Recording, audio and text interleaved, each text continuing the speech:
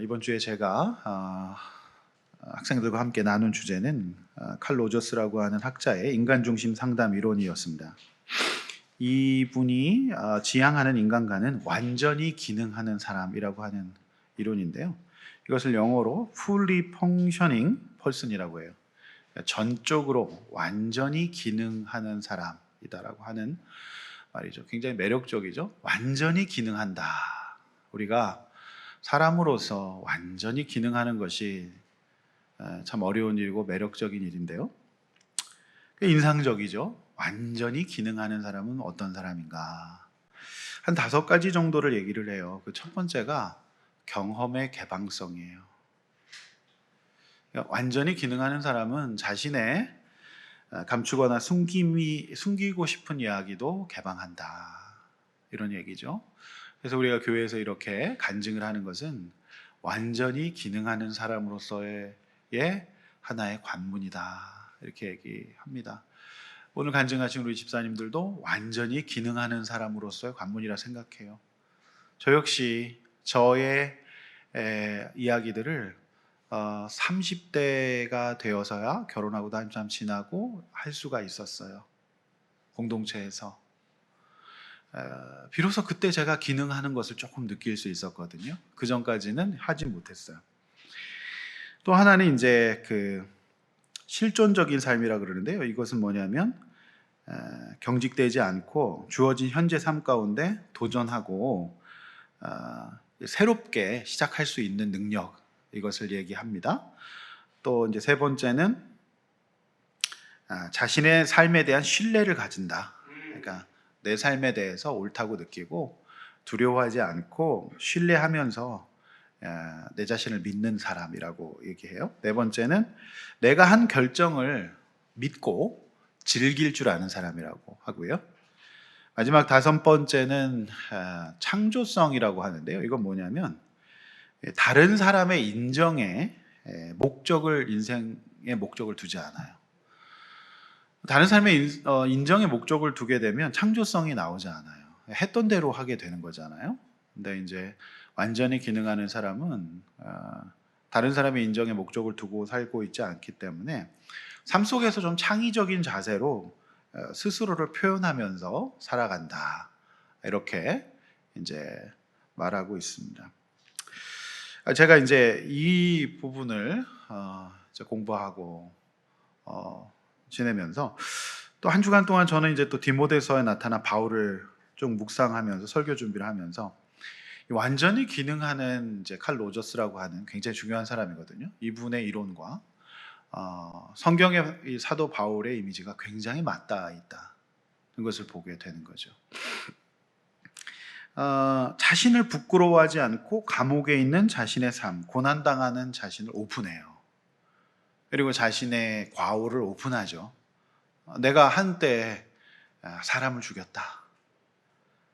내가 율법에 열심히어서 잘못할 때 이런 오류를 행했다. 뭐 이런 오픈을 합니다. 또는 예수 믿은 이후에 자신의 삶의 경험을 도전하고 새롭게 느낍니다. 매일 새롭다. 내는 예수 안에 새롭게 살아간다. 그리고 하나님 신뢰하고 옳은 가치에 맞게 하루하루를 새롭게 살아가요. 또는 그 결정을 믿고 흔들림 없이 나아갑니다. 무엇보다도 그는 이후 삶의 여정 가운데 다른 사람들이 보이지 않는 놀라운 창조성을 보여요.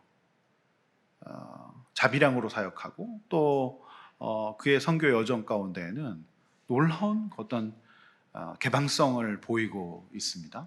때로는 돌아가고 숨고 고난에 대해서도 열려있는 모습, 창의적으로 헤쳐 나가고 있죠. 저는 오늘 부끄러움이라고 하는 제목으로 말씀을 전하려고 하는데 완전히 기능하고 있는 사도 바울은 이 부끄러움의 문제마저 창의적으로 해석하고 이 부끄러움의 문제를 건강하게 잘 다뤄가고 있는 것을 볼 수가 있습니다. 반면에 본문에는 부끄러움의 문제를 깨닫지도 못하고 부끄러움의 문제 역시 잘 다루지 못하고 있는 사람들도 나오고 있습니다. 오늘 본문은 크게 두 부분으로 나눌 수 있어요. 오늘 9절에서 14절에 완전히 기능하여 부끄럽지 않은 사람의 믿음의 내용이에요. 완전히 기능해서 부끄럽지 않은 사람이 어떤 믿음의 내용을 갖고 있는가. 또 두 번째 이제 15절, 18절의 내용인데요. 완전히 기능하지 못해서 부끄러운 삶을 사는 사람과 또 완전히 기능해서 부끄럽지 않은 삶을 사는 한 가족의 이야기가 이렇게 나오고 있습니다. 그래서 그 두 가지 내용으로 두 문단으로 나누고 이제 말씀을 한 절 한 절 이렇게 보면서 성도 여러분과 제가 오늘 이 말씀 앞에서 은혜가 있으시기를 주님의 이름으로 축원하는 것입니다. 이제 본론 들어갑니다. 본문 9절이죠. 하나님이 우리를 구원하시고 거룩하신 소명으로 부르셨다. 자, 구원받고 끝나는 게 아니라 저와 여러분에게는 부르심이 있다는 거예요. 그런데 그 부르심에는 기준과 자격이 행위가 아니에요. 세상에서는 어떤 일을 맡으려면 그만한 자격과 업적이 있어야 돼요. 우리가 하나님의 일을 하는 데 있어서는 그 자격과 업적이 아닌 예수 안에서 우리에게 주어진 은혜로 주어집니다. 이 과정에는 하나님의 뜻과 매우 오래전부터의 계획, 그리고 예수 안에서라고 하는 세 가지 개념이 작동하고 있는데요. 다시 좀 더 구체적으로 살펴보면 하나님의 뜻에 따라서 어느 날 갑자기 이루어진 것이 아니라 하나님은 오래전부터 이 일을 준비하셨다. 그리고 우리가 이 과정에서 발생하는 우리의 한계의 문제, 우리의 자격 없음의 문제, 죄의 문제죠. 자, 이 문제는 예수 그리스도의 용서로, 예수님의 십자가 사역으로 해결해 주신다라는 것이죠. 저는 컴퓨터 키보드 자판에서 제일 소중한 자판, 유의미한 자판은 저는 딜리트 기능이라고 생각해요. 지울 수 있는 거. 예수님의 사역 가운데 가장 소중한 우리의 죄를 용서해 주시고 딜리트 해 주신다는 것이죠. 따라서 우리가 이 한 절의 말씀을 읽으면서 믿어야 될 것은 저와 여러분이 잘나서 오늘 이 시간에 여기 성도가 된 것이 아니고 예배드리는 사람이 된 것이 아니에요. 제가 잘나서 목사가 되고 장로가 되고 집사가 되고 권사가 된 것이 아닙니다. 오늘 이 자리에 저와 여러분이 있는 것은 하나님의 뜻과 오래전부터의 계획과 예수님의 십자가 사역으로 가능한 일이었다는 것. 자, 그래서 겸손해야 돼요. 앞으로 그렇게 살아야 합니다. 영성의 기본은 겸손이에요. 겸손해야 부끄러움이 없어요. 그래서 겸손해야 됩니다. 겸손하지 않으면 안 됩니다. 제가 이 말씀이 굉장히 위로가 돼요. 왜냐하면 제가 목회를 할 때마다 느끼는 게 제가 참 자격이 없다는 것을 많이 느끼거든요. 한계가 있어요. 죄인인 인간이 성직을 감당하는 게 쉽겠습니까? 참 한계를 많이 느낍니다. 여러분은 우리가 다 죄인이신데 집사 노릇 할 만합니까? 쉽지 않잖아요. 근데 자격이 행위가 아니고 은혜라는 게 굉장히 좀 위로가 되잖아요.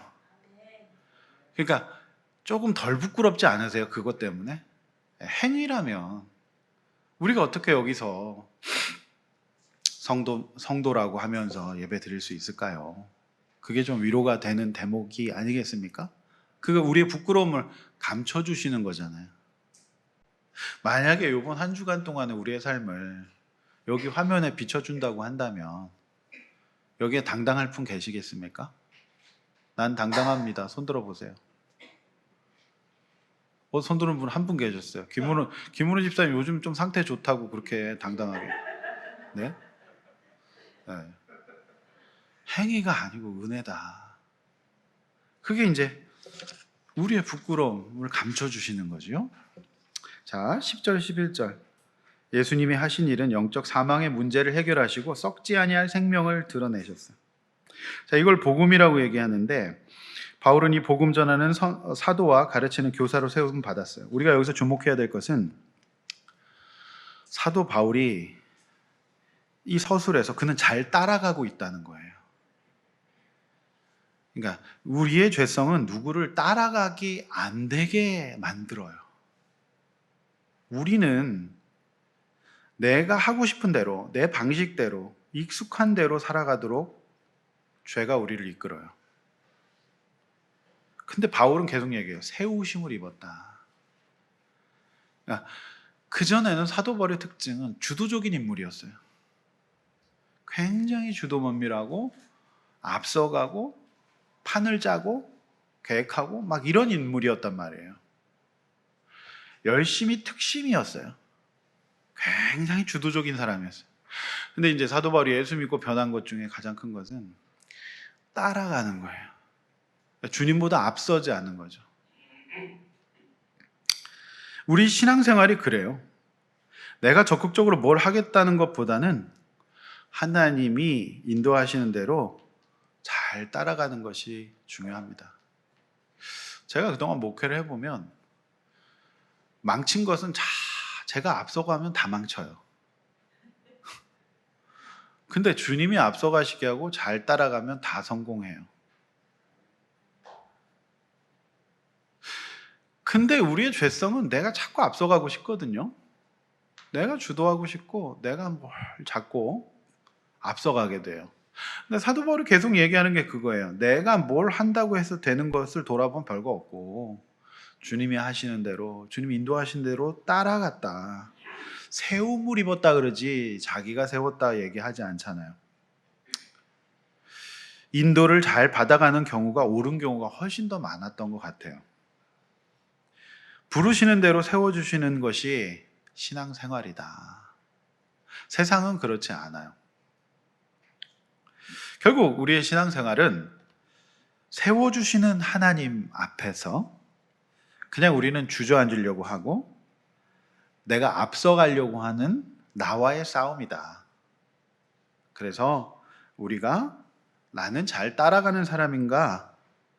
이걸 잘 점검해야 돼요. 그래서 내가 잘 따라갈 때 부끄럽지 않을 수 있어요. 따라가지 않고 내가 앞서가고 내가 주도할 때 반드시 부끄러움을 당할 것입니다. 잘 따라갈 수 있기를 원합니다. 그래야 부끄러움을 당하지 않을 수 있는 거예요. 자, 계속 부끄러움에 대해서 말합니다. 본문 12절.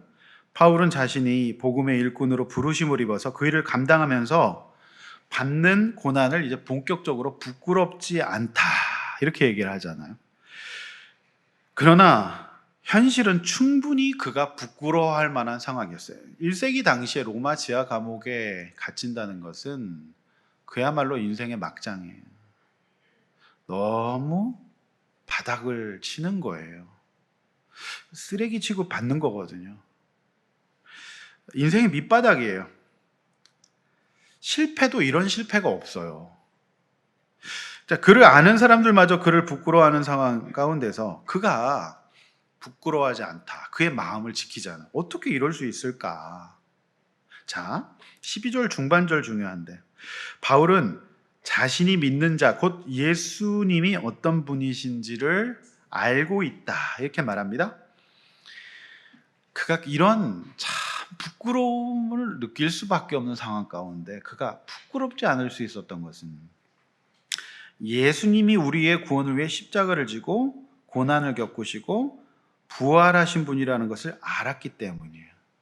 즉 그는 예수님의 사도로서 예수님이 자신과 같은 길을 걸었다는 것을 알았기 때문에 오히려 예수님처럼 자신이 잘못이 아닌 다른 사람의 구원을 위해서 당하는 고난이었기 때문에 살짝 이건 부끄러워할 일이 아니라 조금은 당당해야 해도 될 일이고 조금 자랑스러워해도 될 일이고 어라 내 인생이 예수님을 닮아가네 이렇게 자부심을 가져도 될 일이다.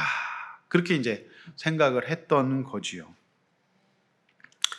제가 지난주에 두려움에 대해서도 말씀드렸어요. 근데 사실 두려움이라고 하는 감정은 부정적인 역할도 많이 하지만 대부분 하나님과의 관계에서 우리를 하나님 앞에 서게 하는 역할을 하게 된다. 두려움이 없다면 사람들은 조심하지도 않을 거고 두려움이라고 하는 감정 때문에 학생은 시험을 앞두고 공부도 하게 된다고 말씀드렸잖아요. 사실 부끄러움은 느끼는 게 맞습니다. 어떤 측면에서. 만약에 부끄러움을 모른다면 사람들이 도덕적으로도 그렇고 이제 막 살게 되지 않겠습니까? 여기서 이 부끄러움은 느끼지 않아도 될 부끄러움이라고 하는 것은 사실은 많지 않아요. 즉 무슨 얘기냐면 바울이 당하는 고난은 경우가 굉장히 작아요. 대부분은 이 바울과 같은 고난이 아니라 부끄러움을 느껴야 되는 고난이 대부분이에요. 예. 그냥 내가 부끄러움을 느껴야 되는 고난이 많은데 많은 사람들은 거기다 그냥 이제 하나님을 끌어당기는 경우가 많죠. 이걸 분별을 일단 해야 됩니다. 바울과 같은 부끄러움은 거의 없다. 사실은 부끄러움을 느껴야 되는 경우가 많다. 이렇게 말씀드릴 수 있어요. 네. 이제 사실 이제 제가 공교한 모교이자 제가 강의하고 있는 학교가 얼마 전 부도 위기에 처해서 언론 보도에 났어요. 제 모교는 기독교 대학인데 설립자 이상근 장로님이 한국 전쟁 후 어려웠던 56년도에 기독교 청년 지도자 육성을 목적으로 학교를 세웠어요. 그러나 문제는 이후 학교를 이어받은 자녀들의 재단 경영이 문제였습니다. 왜 그랬을까요? 선치 때만큼 고난을 받지 않았고 학교의 설립 정신을 정확하게 숙지하지 않고 고난을 받지 않고 쉽게 재단 경영을 승계한 자녀들이 방만하게 경영을 했기 때문이죠. 결국 여러 가지 원인이 있어서 문제가 되었습니다. 따라서 이 고난은 부끄러워해야 될 고난이에요. 일부 학내 구성원들은 이제 기독교 교육을 무너뜨리기 위한 영적 방해라고 말하지만 없다고는 말할 수 없지만 본질은 아니에요. 부끄러워해야 될 일입니다. 예. 부끄러워할 줄도 알아야 합니다. 그러나 바울의 부끄러움은 부끄러워하지 않아야 될 부끄러움인데 대부분은 사실은 부끄러워해야 될 일이다. 요거를 이제 우리가 잘 구별을 하셔야 되겠습니다. 사실 저도 부끄러운 게 많죠. 목사로서. 여러분은 어떠십니까? 제가 사실은 이 본문을 대하면서 마음이 많이 무겁더라고요. 예. 그리고 제가 부끄러운 게 많았습니다. 여러분은 어떻습니까? 예. 바울처럼 부끄러워하지 아니했다라고 말할 수 있어야 되는데 부끄러운 게 많은 우리의 인생이 하나님 앞에도 죄송하고 그렇습니다. 자, 바울은 내가 의탁한 것을 그날까지 능히 지키실 줄 안다고 확신했어요. 여기서 의탁의 대상은 하나님이죠. 바울은 무엇을 부탁하였을까요? 문맥상 하나님, 이제 막 시작된 하나님의 교회들과 디모데와 같은 영적인 돌봄이 필요한 바울이 중보했던 사람들이겠죠. 비록 자신은 지금 로마의 지하 감옥 가운데 있지만 하나님이 능히 지키실 줄을 이제 확신했던 것이죠. 자, 본문 13절. 저는 이 13절을 묵상하면서 바울이 참 위대한 사도였다라는 것을 고백하게 돼요.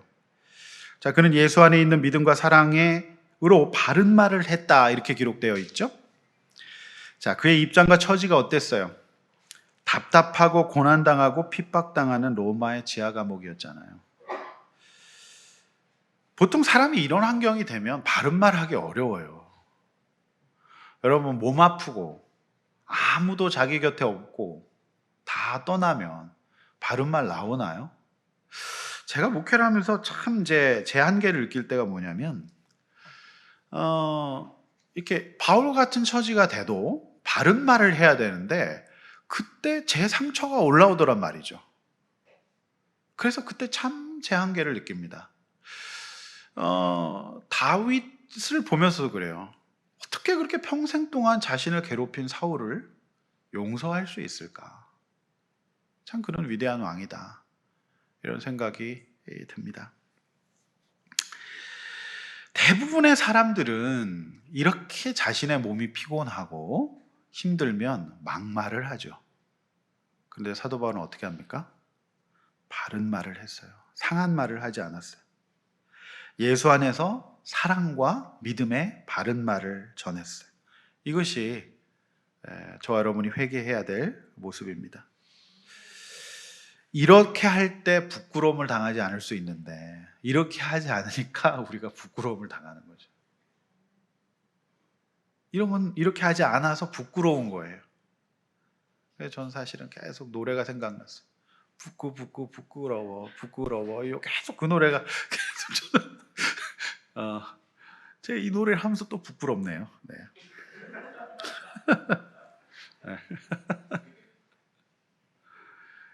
바울의 부끄러워하지 아니한다는 것은 정말 수준 높은 얘기예요. 대부분은 부끄러워해야 돼요. 네. 그 부끄러움을 못 느끼는 세상이라 그래서.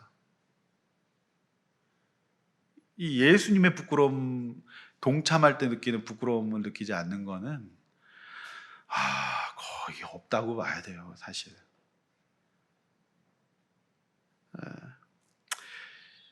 바울은 자신이 전한 말을 지키게 하시는 것은 인간의 힘이 아니라 성령님이시라는 것을 알았어요. 또 저는 이 성경을 읽으면서 또 위로가 되더라고요.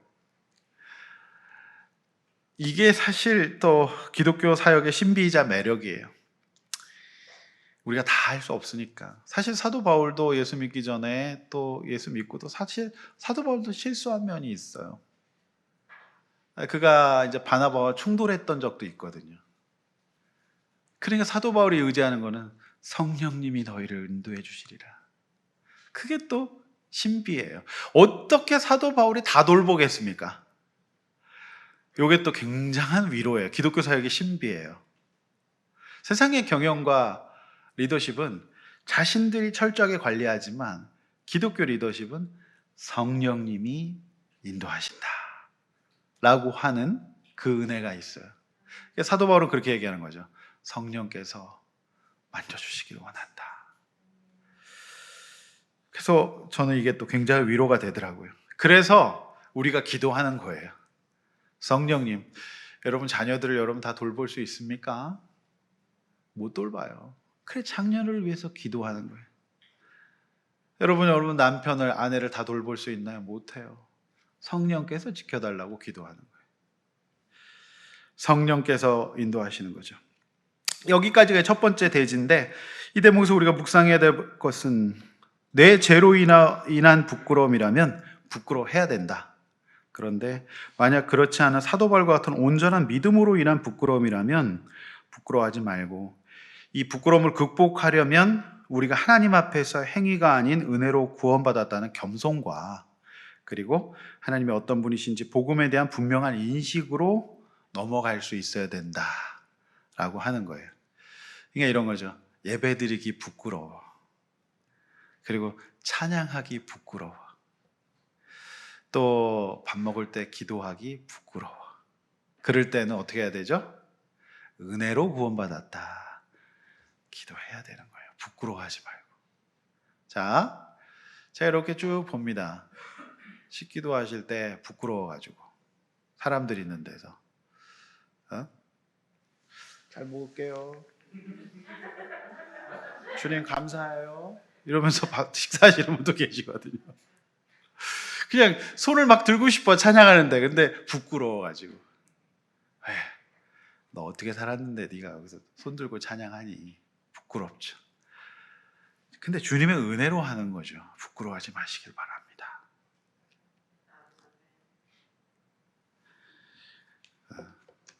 그게 이제 부끄럽지 말자라고 하는 거죠. 그 주님의 은혜로. 어디 가서 내가 종교라네, 기독교 딱 쓰기 부끄럽습니까? 안 부끄럽습니까? 안 부끄럽습니까? 네. 반반인 것 같아요. 부끄럽다, 안 부끄럽다. 네. 그런데 그 믿음을 고백하는 일에 부끄러울 때 믿음으로 고백하시길 바랍니다. 왜냐하면 은혜로 주어지는 거니까요. 자, 그런 은혜가 있으시길 주님의 이름으로 축원합니다. 자, 이제 두 번째 대지, 본문 15절. 아시아에 있는 모든 사람이 나를 버린 일을 내가 안 하니. 여기서 이제 아시아란, 자, 바울이 복음을 전한 터키 지역을 말합니다. 이제 터키 지역은 아시아와 유럽에 걸쳐 있는 굉장히 매력적인 나라죠. 여기 보면 한때 바울이 전한 복음에 반응을 하는 듯 했으나 바울이 고난을 당하자 모두 다 싹 다 바울을 떠나버렸다고 그래요. 특히 부겔로와 허모네게가 누구인지 여기서 언급된 것 외에는 자세히 알려진 바가 없습니다. 아마도 이 사람들은 에베소 교회 지도자 계층에 속하는 사람들이었을 것으로 보입니다. 분명한 것은 바울이 가장 어려웠던 시기에 대부분의 사람들이 그를 돕지 않았던 것으로 보여요. 그들이 왜 그랬을까요? 바울은 하나님을 사랑했기 때문에, 그가 하나님을 사랑해서 복음을 전하는 과정에서 너무 마음이 어려워졌잖아요. 고난을 당하잖아요. 그런데 부끄러워하지 아니하고 승리했지 않습니까? 그것을 잘 당했어요. 그런데 이 바울을 따랐던 이 부겔로 허모너기 같은 사람은 어떻게 했습니까? 하나님을 사랑하는 것 같았지만 자신들을 사랑했고 세상을 사랑했기 때문에 고난이 찾아오자, 고생이 찾아오자 그를 떠났던 것이죠. 진심으로 하나님을 사랑하지 않았기 때문이에요. 자, 일산에 가면 일산에 몸짱 아주머니가 계신다고 해요. 일산 몸짱 아줌마. 그분이 이런 얘기를 했습니다. 웨이트 트레이닝이란 지구를 중심으로 흐르는 중력을 반복적으로 거스르는 행동이다. 내 몸을 사랑한다면 이 행동을 해야 되는데 이 행동을 하면 두 가지가 생긴다. 하나는 힘이 생기고 하나는 아름다움이 생긴다. 자, 내 몸을 사랑한다면 이걸 해야 된다는 거죠. 바울은 이처럼 하나님을 사랑했기에 복음을 전하는 일에서 발생하는 중력을 거스르는 것 같은 고난을 당연한 것으로 여긴 거예요. 그래서 그 힘든 고난을 당연한 것으로 여기면서 버틴 거죠. 그런데 부겔로와 허몬에게는 복음을 좋아하는 척 했을 뿐이에요. 사실은 세상을 사랑했기에 복음의 스승인 바울이 당하고 있는 고난의 순간에 바울을 떠나게 된 것이에요. 여러분, 본문 16절 나오죠? 반면 그렇지 않은 집도 있어요. 오네시모로의 집이에요. 자, 이 집이라고 하는 표현은 그의 가정 구성원 전체를 말해요. 아무도 바울을 격려해주고 있지 않을 때 오네시모로의 집은 바울을 격려해 주었어요. 로마의 지하 감옥에 있을 때 그를 격려해 주었고, 바울이 죄인 취급을 받으며 쇠사슬에 매인 것을 보고도 그를 부끄러워하지 않았어요. 왜 그랬을까요? 그의 가정이 바울이 사랑하는 하나님을 사랑했기 때문에.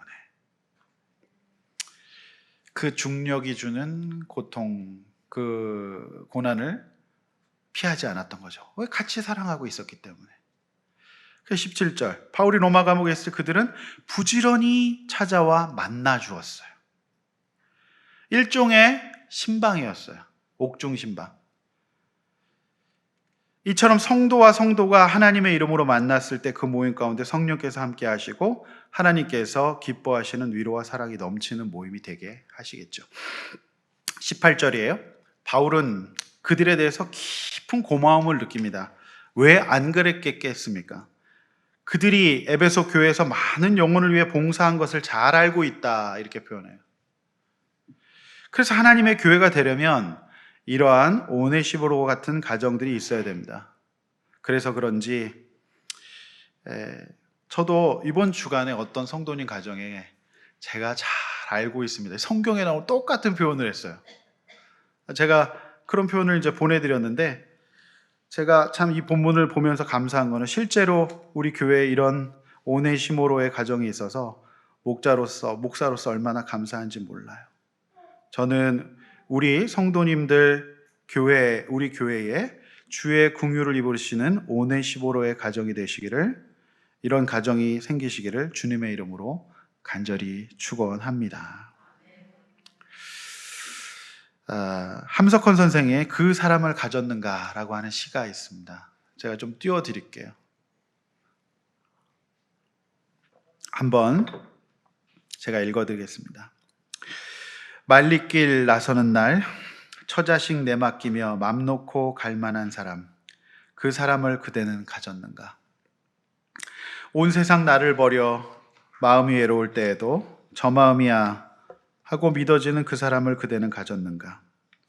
탔던 배 꺼지는 시간 구명대 서로 사양하며 너만은 제발 살아다오 할 그 사람을 그대는 가졌는가? 불의의 사형장에서 다 죽어도 너의 세상 빛을 위해 저만은 살려두거라 일러줄 그 사람을 그대는 가졌는가? 잊지 못할 이 세상을 놓고 떠나려 할 때 저 하나 있으니 하며 벙긋이 웃고 눈을 감을 그 사람을 그대는 가졌는가. 온 세상 찬성보다도 아니하고 가만히 머리를 흔들 그 한 얼굴 생각에 알뜰한 유혹을 물리치게 되는 그 사람을 그대는 가졌는가. 바울에게 이 오네시모로의 가족은 그 한 사람이었을 것입니다. 여러분, 그 인생이 저는 부끄럽지 않은 인생이라고 생각합니다. 네. 여러분, 부겔로와 허모니게처럼 현실을 선택하는 방법도 있습니다. 그리고 오네시모로의 집처럼 고난 가운데 있는 바울을 격려하고 봉사하는 삶을 사는 방법도 있습니다. 과연 무엇이 부끄럽지 않은 삶인지는 후세가 평가하리라고 저는 믿습니다. 여러분, 부끄럽지 않은 삶을 살고 싶으십니까? 어떠한 삶이 부끄럽지 않은 삶이겠습니까? 여러분, 제가 이제 설교 준비를 다 마치고 이제 어제 교회에서 목장이 있어서 이제 교회를 한번 다 둘러보고 이제 사택에 올라와서 이제 설교를 한 번 더 이제 다듬고 이제 그래도 잠이 오지 않아가지고 이제 EBS 방송을 딱 틀었어요. 그랬더니 그 시간에 새벽 1시쯤인데 아무도 보지 않는데 제가 제일 좋아하는 영화인 이제 굿윌 헌팅이라고 하는 영화를 딱 이제 보여주더라고요. 그 시간에 그 영화를 누가 보라고 틀어주는 건지 이제 그 영화 딱 나오더라고요. 그 영화의 거의 끝이었어요. 이제 그 영화의 끝을 보면 로빈 윌리엄스가 연기하는 벙커힐 커뮤니티 칼리지라고 조그만 그 이제 전문대학의 이제 상담 선생님이죠. 사무실도 계단 밑에 있어요. 그런 이제 초라한 사무실에 상담 선생님으로 계세요. 근데 그 선생님이 왜 상담을 공부했냐면 참혹한 가정폭력의 희생자였어요. 그래서 본인이 치료받으려고 공부를 했어요. 근데 이제 그의 내담자가 누구냐면 이제 굉장히 천재 수학자 또예요. 근데 이 청년 역시 참혹한 가정폭력의 희생자였어요. 아버지한테 막 렌치로 두들겨 맞고 뭐 허리띠로 두들겨 맞고 엄청나게 가정폭력을 당했어요. 그래서 이제 내담자로 오는데 상담이 안 되죠. 거부해요. 막 거부해요. 계속 겉돌아요. 그런데 이제 관계 형성이 돼요. 왜냐면 이해가 되잖아요. 그런데 이 로빈 윌리엄스 아저씨가 내 잘못이 아니야. 이 얘기를 합니다. 그러면서 영화의 마지막에 이 맷 데이먼이죠. 그 청년이 내 잘못이 아니야 라면서 청년을 내 잘못이 아니라는데 이 청년이 그만하라고 하면서 강력한 저항을 해요.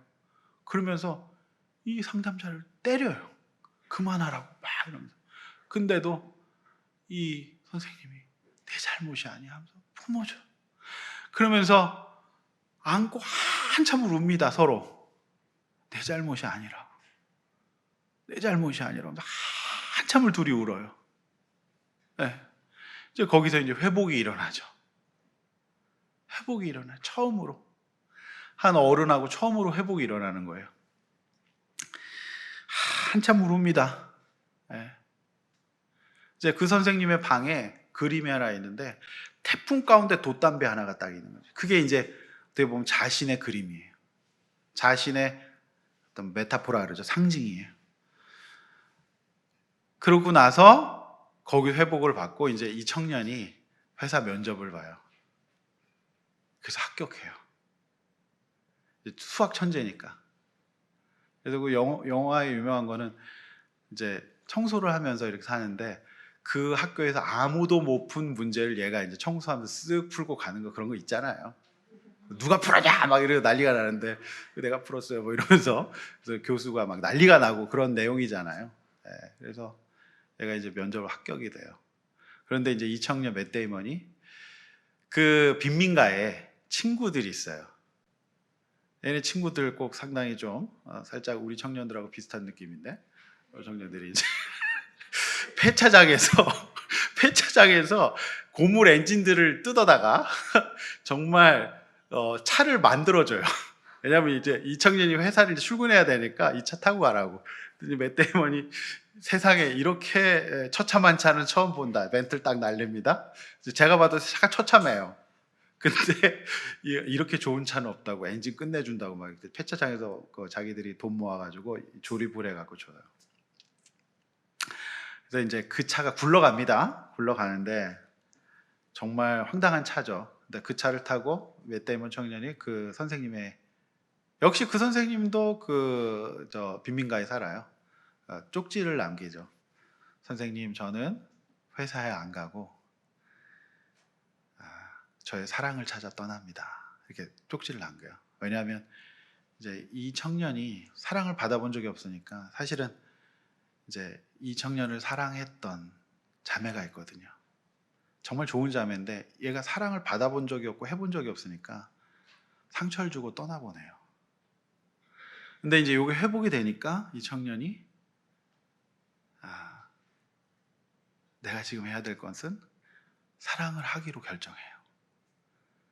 그래서 회사를 놔두고 이제 사랑을 하기로 간다. 그러니까 이 상담자 선생님이 이 자식 자기 길을 제대로 가는구만 딱 그러면서 뭐 영어로 해, 영어로.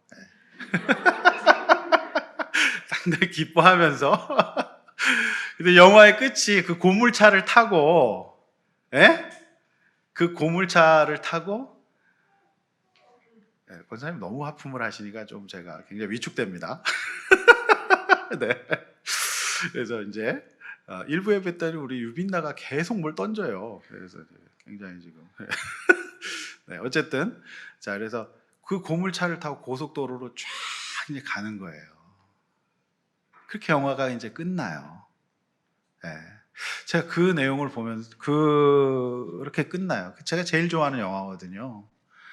제가 그걸 보면서 바울에게는 오네시모로가 그런 사람이었겠구나 생각하게 됩니다. 동시에 제가 참 자책이 되는 게, 나는 왜 그런 목사이지 못할까 라는 자책을 많이 하게 됩니다. 물론 흉내 낸다고 많이 흉내를 내지만 더 많이 그런 목사가 되지 못해서 죄송하고, 앞으로 그런 목사가 될 수 있도록 저도 노력하도록 하겠습니다.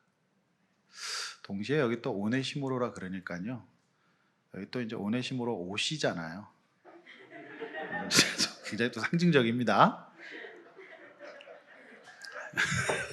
그리고 또 이제 결혼할 청년들이 또 오시가 또 있으니까 또 그런 또 집을 또 됐으면 좋겠다 싶은 생각도 들고. 여러 가지 메타포가 있어요.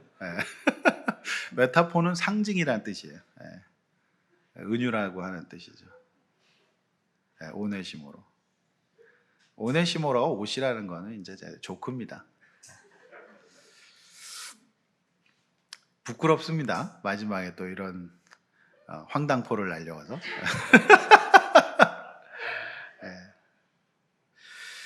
성도 여러분, 말씀 맺어요. 바울은 자신의 행위, 즉 무슨 공로가 있어 사도가 된 것이 아니라는 위로의 말을 하면서 은혜로 부르심 입었다, 그리고 어떤 삶을 사셨는지에 대한 이해, 복음에 대한 이해가 있었기 때문에 고난당하는 현실이 부끄럽지 않았다, 이렇게 얘기를 해요.